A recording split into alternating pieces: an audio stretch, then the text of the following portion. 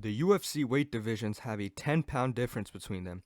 It goes 125, 135, 145, 155, but then it jumps to 170. Many people have introduced the idea of a 165-pound division, but Dana and the UFC really don't give a shit at all about it. Then that's what I'm going to discuss right now. A 165-pound division. Who would fight in it, and who would possibly be the champ of that division.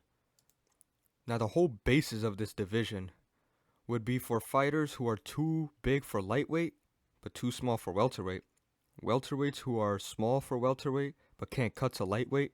Possibly some featherweights that just like to eat, as well as some middleweights who just want to weight bully to the max. Now, starting out, I'm going to be talking about potential featherweights that would make the jump to 165. And the first one, of course, being the GOAT of featherweight, Volkanovski. Now, Brody was a rugby player at 200 and something pounds, so he is used to that big boy weight, and he made the move to lightweight, and I'm pretty sure he would jump to 165 if he had the opportunity to. Next up will be Holloway. Now, Holloway, in my opinion, is gonna move to lightweight pretty soon because there's honestly nothing left at featherweight for him. But this man is 5'11". Let's just round it up to 6 foot. This man has the potential to go to heavyweight if he wanted to. But I'm pretty sure that if there was a 165-pound division, Holloway would consider moving up. Now, the third and final featherweight that I believe would make the move to 165 is Edson Barboza. Now, I know some of y'all are just going to look at me crazy, think I've completely lost my mind. Barboza struggling at featherweight, getting bodied and whatnot, and he was getting destroyed up at lightweight. But hear me out. Have y'all seen this man recently? I mean, look at him. He's completely shredded. Bro's a middleweight right now. He just would not put down the Brazilian food. I don't know what they're cooking down there, but it must be hitting because look at this man. But y'all can't tell me that he won't go to 165. Now, moving on to lightweight, we're starting out with the champ himself, Islam. It's no secret with the Dagestanis that they cut an unconsiderable amount of weight, especially Islam. And he's been saying that he would move up to welterweight. He's been calling out Leon the best physique in the solar system, Edwards. So why wouldn't he go to a 165-pound division? And it works out for him because he could still somewhat weight bully in that division. Next person up would be Dustin Poirier. Dustin was already saying something that he's done with lightweight and he's moving up to welterweight. And as you can see here, this man Dustin was tweeting about, okay, I'll move up. But look closely. The man tweeted this at 4:31 a.m., which pretty much means that he got that late night confidence, that late night motivation to just change your whole life that we all get. This is proof that Dustin is just one of us too. Bro was at 4 a.m. just thinking about, damn, I just got knocked out by Gaethje, but it's all good. I'm about to knock Gaethje out, get the BMF belt, knock Islam out, get the lightweight belt, and, okay, I'll move up. Leon, the greatest physique in the solar system, Edwards, I'm going to knock his ass out and get that belt as well. Dustin was probably watching a whole marathon of David Goggin edits, or probably even, which is why he just got the urge to fix his entire life. But I can't blame him though. This has definitely happened to everyone that's watching this. 3 a.m. motivation, that should be hitting, I can't lie. He got a big ass frame. And to be honest, welterweight, I don't think he'd do that well at welterweight. Because those guys got every physical advantage on Dustin. But a 165-pound division would kind of a little bit even the odds for him. Next person up is Michael Chandler. Now this man is just built like an ape. Look at him. I don't know how he makes 155, but he's also been saying that he would fight McGregor at 170 and whatnot.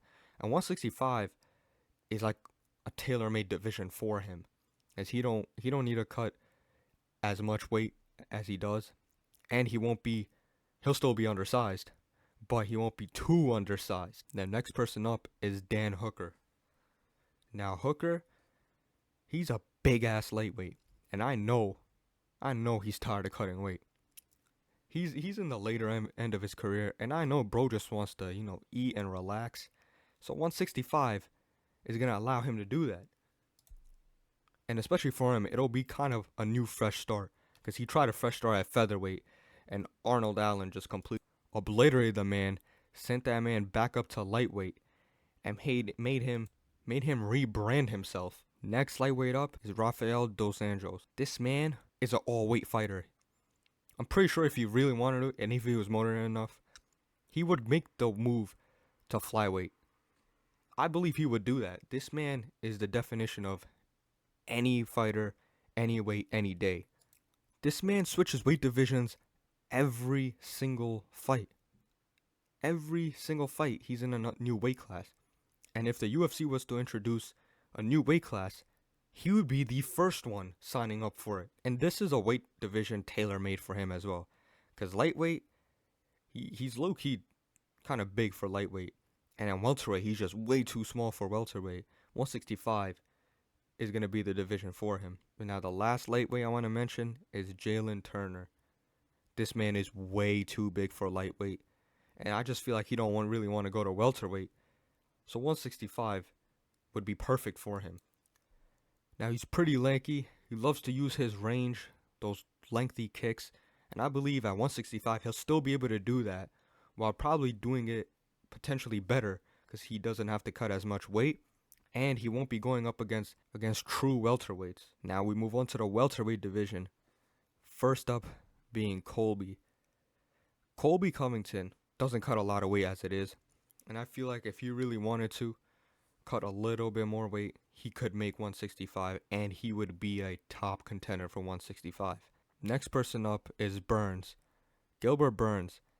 This is a weight division tailor-made for him as well. He was too big for lightweight, and he's undersized for welterweight. 165, it would be a dream come true for him. Now moving up to the middleweight division. Now the only person I have listed here is Kelvin Gastelum. He decides to go on an athlete's diet and eat healthy. I feel like the man could make featherweight. But honestly, he used to be a welterweight. I feel like if he's a little more disciplined, he could make that 165-pound division. And the last middleweight I have listed here, he's not really a middleweight anymore, but it's Alex Pereira. Now I know. Why would I say Alex Pereira? Bro was dying to make 185. How is he going to make 165? But listen up. If somehow Izzy decides to go to 165 for whatever reason, maybe that Strickland fight did not sit well with him, and he wants a fresh start, Pereira would follow that man to 165. Let's be honest here.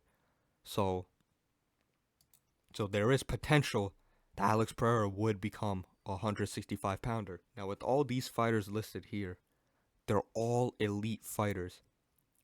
Think of how crazy the matchups would be at this division.